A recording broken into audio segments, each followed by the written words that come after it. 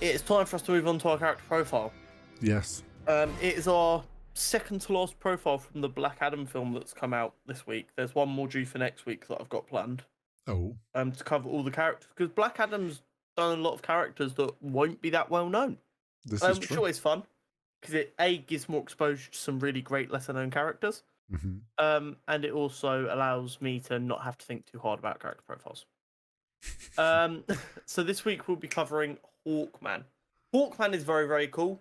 I saw a lot of him growing up in the Justice League Unlimited show, goated cartoon. Mm.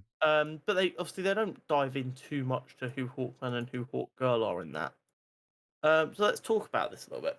Mm-hmm. Hawkman is originally Prince Khufu from ancient Egypt. Okay. So as I'm sure you're aware, that's a long, long time ago. Yeah. And it always spooks me out when I really think about ancient Egypt, because like Cleopatra, who was near the end of ancient Egypt, and that monarch is closer to the birth of Jesus than the beginning of that empire. Historically, that's how long ancient Egypt was like that empire for. Yeah, that's the weird thing as well. It's like when you talk about ancient Egypt, you don't really have a concept of how long it went on for. Because it was a long old time. You hear about like Cleopatra and there's a couple of like the big name pharaohs. Like the pyramids were already these big ancient mystical things to ancient Egyptians by the end of ancient Egypt. Yeah. That's how long they'd already been there. To think that they were built so early on is wild. Mm-hmm. So where in ancient Egypt times? I believe it was during Ramesses' period, but I have no idea where that is within. Neither. I didn't pay attention to history, so. I think it was Ramesses the second or third kind of time. Okay. And basically, alien spacecraft crash landed. And built the pyramids? Maybe they were leaving after building the pyramids. Who knows? And he discovered it, and the aliens on board dying. And the interesting thing was this spacecraft was powered by an unearthly material known as nth metal. Nth metal? Mm-hmm. If you know a fair bit about the DC universe, but not specifically about Hawkman, you've probably recognised that term, nth metal. Okay. It's kind of all of their spooky shit has nth metal involved somewhere along the line. And basically one of its main qualities is it's an anti-gravity metal. Okay. Which is kind of spooky, but kind of cool. Very cool. And basically the energy from that metal transformed his soul and made it so that his one true love, Chaya would be reincarnated. Their souls would never depart from the mortal plane. Should their bodies die, their souls would just be reborn in a new body. Interesting. Yes. So he doesn't always get his memories back, and he doesn't always get all of his memories back. So there are a number of times. Do you know what the best way I can describe it is? Go on. You know Hancock by Will Smith? Yes. Film? Yep.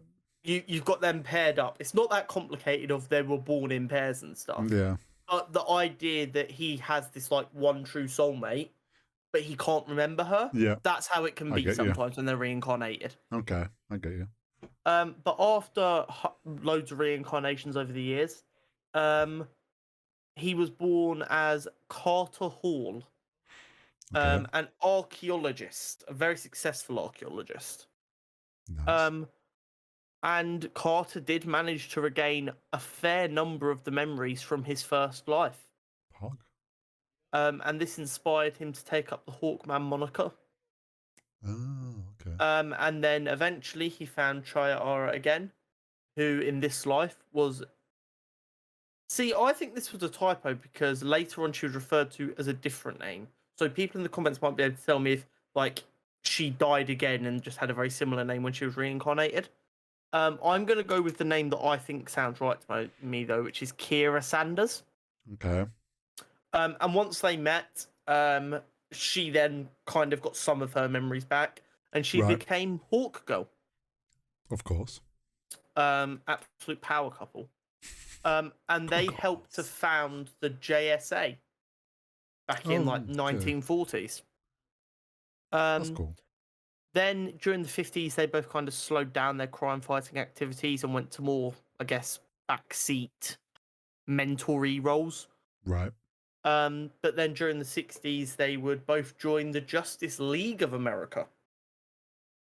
And they kind of, because they were well respected, they'd kind of bounced between both the JSA and the JLA. Mm-hmm. As kind of intermediaries. I'll be honest, in current canon, I don't know what like the purpose of there being two entities is. Right.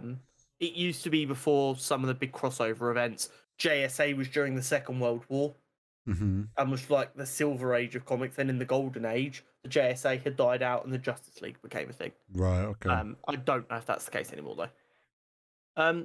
But as I said, they'd both gone to be very influential members in both the JLA and the JSA. Mm-hmm. Being a big part of most crossovers. I feel like if you kind of buy any big comic events, they'll probably be involved at a decent level somewhere there, but just far enough down where you don't find yourself going, well, I need to know more about that character to understand. I get you. Yeah. And as far as I know, this was his big screen debut. Hawkman, Yeah, I think the only other time we've seen him in live action is Arrow. Maybe. Yeah. And that was only for like a couple of episodes or so. But I don't think we've had him on big screen. I'm pretty sure. Yeah, we've seen it. We've seen him on TV and stuff before in live action, but I don't think we've seen him in films before. No. Same as Dr. Fate. Dr. Fate was in Smallville, back in the day. But there we go. That is Hawkman.